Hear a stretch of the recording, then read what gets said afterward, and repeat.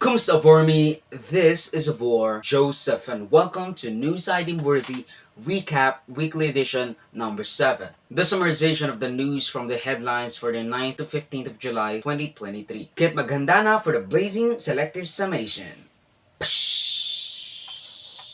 Pumba, pumba, pumba, pumba, pumba, pumba, pum. These are the news headlines for Sunday, 9th of July, 2023. Chinese warmongering in the West Philippine Islands and Imee Marcos questions U.S. landings. Chinese warmongering in the West Philippine Islands. Chinese ships from China has been building up and congregated in the Del Pilar Reef and Sabina Shoal and near Recto Bank where there's oil. Connect the dots. This is an act of aggression as it is by the UN's Law of the Seas. It is still a part of the Philippines' exclusive economic zone. No other country, even those in the Permanent Security Council, can violate it. The Philippine Coast Guard has submitted reports for filing of a diplomatic protest for the illegal mini-invasion of our naval territory and sovereignty. Imee Marcos questions U.S. landings. Senator Imee Marcos has been probing questionable U.S. landing which apparently did not have clearance with airport authorities due to clerical errors, though the U.S. Embassy has said that the landings were part of the military exercises authorized by the Department of Foreign Affairs. She has said that the public knows little about these U.S. aircrafts, which she linked to a previous allegations of Afghan refugees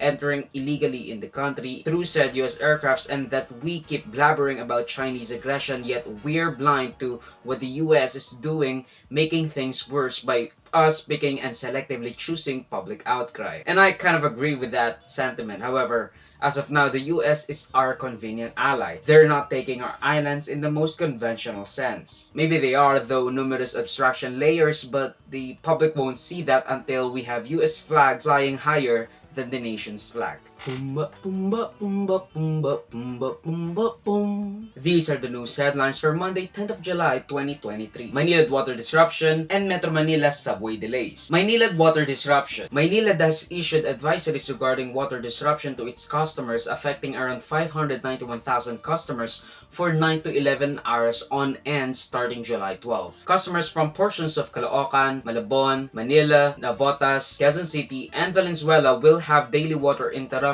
starting 7 p.m. This water interruption came about when on July 1, 2023, the National Water Regulatory Board has cut down the water allocation from 52 cubic meters per second to 50 cubic meters per second. Same goes with MWSS or NAWASA from 50 to 48 cubic meters per second and NIA for irrigation from 28 to 20 cubic meters per second. PAGCOR has anticipated fewer typhoons coming to the Philippines for the year 2023. This all came about when Angat Dam fell below its minimum water operating level of less than 180 meters. Metro Manila subway delays. DOTR has pushed the opening operation of the Metro Manila subway to 2029 from the original planned operation date at 2027. The Metro Manila subway is a 33.1 subway project by the Philippine government which hosts over a dozen stations, piercing through Metro Manila, connecting cities from North Caloocan, Valenzuela, Quezon City, Pasig, Makati, Taguig, and Parañaque. There are talks of placing a station for the NAIA while also being connected to a common station with MRT3, LRT1, and LRT2, along with the PTEX and Cavite Gateway Terminal in Tanza. They broke ground in February 2019, however, delays accounted to right-of-way or acquisition of lands from private landowners and the COVID-19 pandemic. The project was said to be 30% done. This project aims to improve mobility and ease traffic along with shorter times. Project's estimated cost is around 356 billion pesos or a little over $7 billion.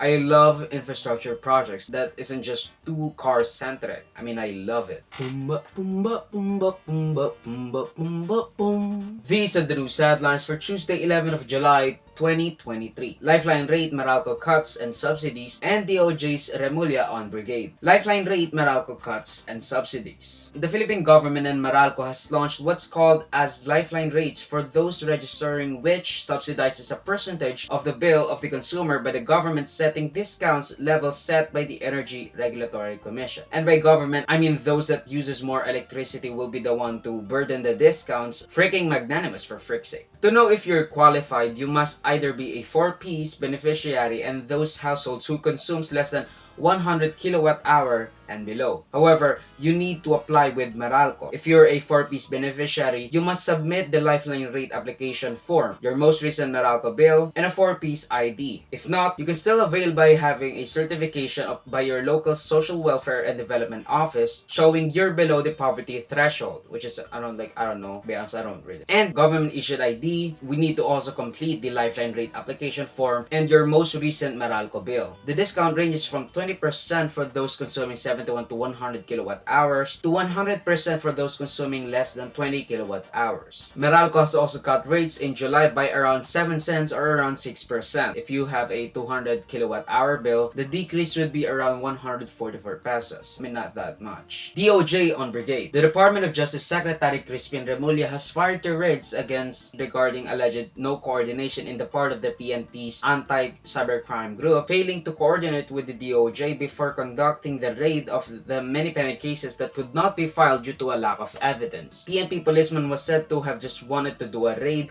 with no citing of illegal acts as ground for the arrest. Secretary Crispin Remulla and Senator Raffy Tulfo has alleged extortion to the parts of the authorities. However, they have since denied these allegations. On the other news, DOJ's Crispin Remulla has fired the raids against controversial sex events commissioned in the NBI. So there's that.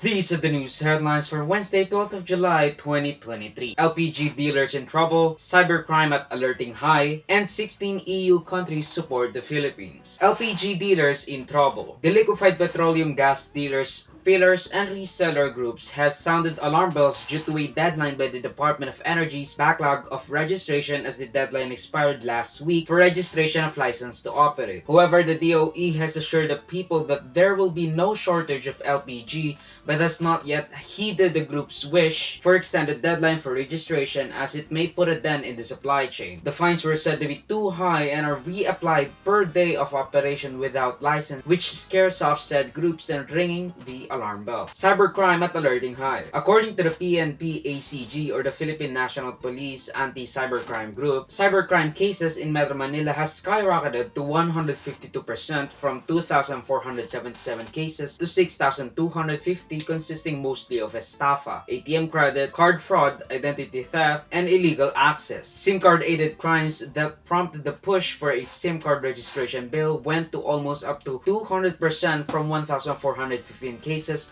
to 4,104. 16 EU countries support the Philippines. After India's support last week and the 7th year anniversary of the arbitrary ruling by the UN supporting the Philippines in its territorial dispute against China over the West Philippine Sea, 16 European countries has issued a joint statement regarding support to the ruling upholding the United Nations Convention on the Law of the Seas, or UNCLOS. These countries are Belgium, Czech Republic, Denmark, Germany, Ireland, Greece, Spain, France, Italy, the Netherlands, Poland, Austria, Romania, Slovakia, Finland, and Sweden. I don't know if this will do anything, like for reals. I mean, just on Sunday, China has visited and most probably just invaded a large portion of the Philippines territory, or at least our naval territory, the West Philippine Sea, with huge fleets of ships along with coast guards.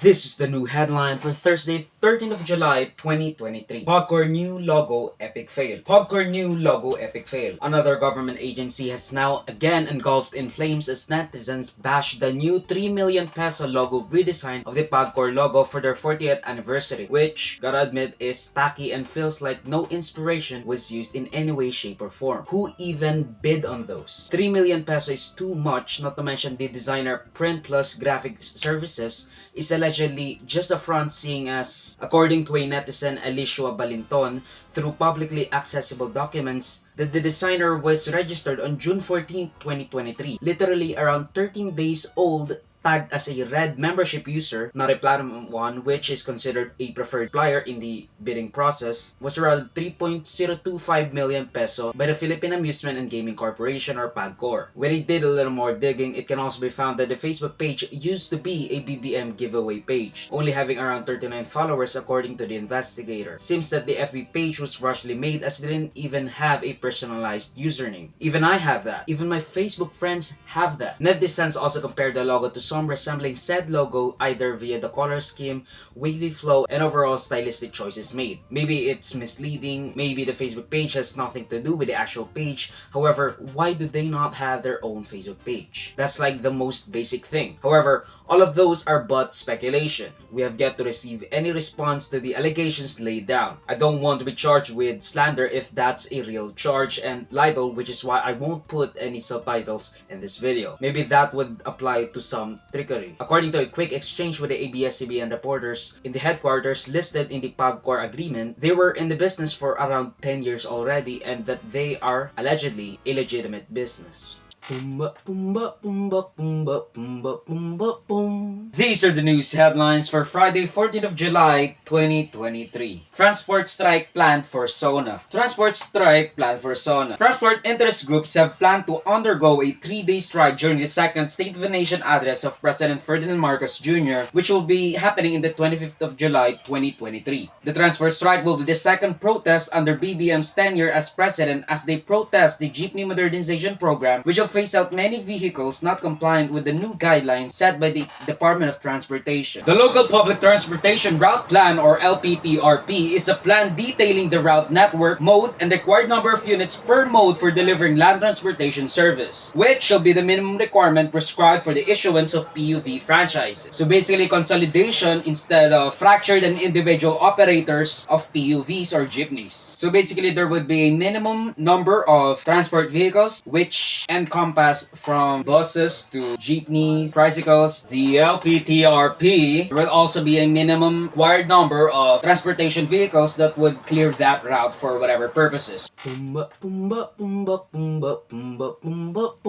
This is the news headline for Saturday, 15th of July, 2023. Bagyong Dodong ravages PH. Bagyong Dodong ravages PH. Typhoon Dodong has ravaged the country, which was apparently a welcome downpour as the dams and water reservoirs has recorded of their consecutive day deficit. Along with the NWRB cut of water allocations, the rain has actually yielded a much anticipated and wanted water replacement or replenishment. According to the DSWD, they have readied 1 million food pack for potential affected families. Although lest this segment be put in a meme about the blessing of rain meme in Parasite, it has also ravaged many communities as flash flood due to poor drainage clogging due to trash buildup and pumping stations that couldn't keep up. I myself had experienced and was inconvenienced of the downpour as I was commuting from home to school. I and many had to fight and charge through the floods, our shoes filled with water. I mean, even my foot stinks. And that's the end of News I Deem Worthy Recap Weekly Edition from July 29th to July 15, 2023. Mag-suggest some more topics and or corrections to the balitas if you feel I misrepresented them in any way, shape, or form. Salamat sa mga panonood, mga kabayang. Avoid me, like, subscribe, and follow my links and socials on Avoid. Show set that will be linked down below. Sa susunod muli,